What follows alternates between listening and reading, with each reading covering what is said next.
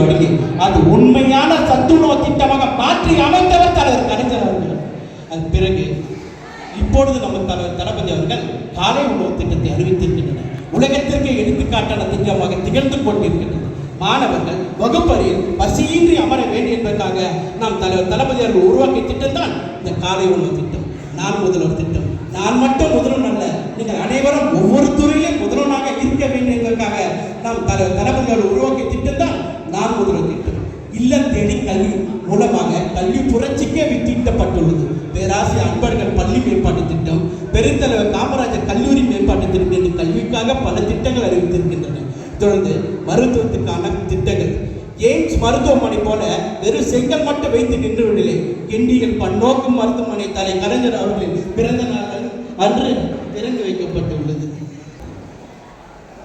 சாதாரண ஒரு கிளைக்கழக தொண்டனாக சேர்ந்து கிளை செயலாளராக, ஒன்றிய பிரதிநிதியாக, ஒன்றிய துறை செயலாளராக, ஒன்றிய செயலாளராக கழக பணியில் சிறப்பாக பணியாற்றிய வந்த என் தந்தைக்கு 1989 பொன்னேரி சட்டப்பேரவை தேர்தலில் வேட்பாளராக நிற்க வாய்ப்பளித்து வெற்றி பெற்று வந்த பின்பு ஆதி திராவிடத்துறை அமைச்சராக நியமித்து தமிழ்நாடு முழுவதும் உள்ள மக்களுக்கு அறிமுகப்படுத்தினார்.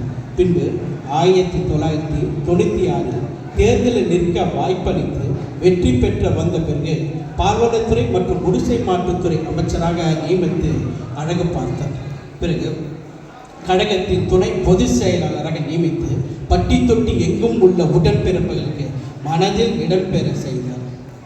பொன்னேரி தொகுதி வெற்றி பெற்ற போதெல்லாம் பகுதியில் உள்ள மக்களின் தேவைகளை அறிந்து பூர்த்தி செய்திருக்கின்றனர். கார்காலம் வந்தாலே புயல் மழையின் போது நம் பகுதியில் உள்ள மக்கள் சென்னை சென்று வர முடியாமல் இருந்த நிலையில் கொசஸ்தல வெள்ளப்பெருக்கால் அடைந்த துயர் அனைவரும் அறிவீர்கள். நாப்பாளையம் அருகே பாலம் கட்ட அடிக்கல் நாட்டப்பட்டு காலாண்டு காலம் கட்டப்படாமல் இருந்த நிலையில் 1996 நம் ஆட்சிக்கு வந்தவுடன் தலைவர் கலைஞர் அவர்கள் கவனத்திற்கு கொண்டு சென்று கட்டி முடித்தது அனைவரும் அறிவீர்கள். அதே போன்று நம் பகுதியில் தொழில் வளர்ச்சி எதுவும் இன்றி இருந்தபோது அத்திப்பட்டி எண்ணூர் அனல் மின் நிலையம் தலைவர் கலைஞர் அவர்களால் கொண்டு வரப்பட்டது. அப்போது நம்மளோட நகரப்புற அமைச்சர் அவர்கள் அப்பொழுது மின்சாரத்துறை அமைச்சராக இருந்தார்.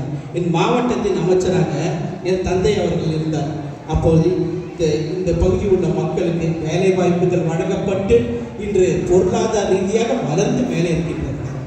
அதே போல் அப்பா ஆதி திராவிடத்துறை அமைச்சராக இருந்தபோது ஆதி திராவிட மக்களுக்கு தொகுப்பு வீடு கட்டித்தர திட்டம் இந்தியாவிலே முதல் தமிழ்நாட்டில் தலைவர் கலைஞர் அவர்களால் அறிமுகப்படுத்தப்பட்டு முதல் கட்டமைப்பாக காஞ்சிபுரம் ஏனத்தூர் கிராமத்தில் உருவெடுக்கப்பட்டு பாபு ஜெகஜீவன் ராம் அவரை அழைத்து துறக்க செய்தனர். பின்பு அந்த திட்டம் இந்தியா முழுவதும் அன்னை இந்திரா வீட்டு வசதி திட்டமாக மாறியது வரலாற்றின் சாதனை. அதே போன்று மலைவாழ்வு பழங்குடியின மக்களுக்கு தனியாக 1% இடஒதுக்கீடு வழங்கப்பட்டது அப்பா ஆதி திராவிடத்துறை அமைச்சராக இருந்தபோது.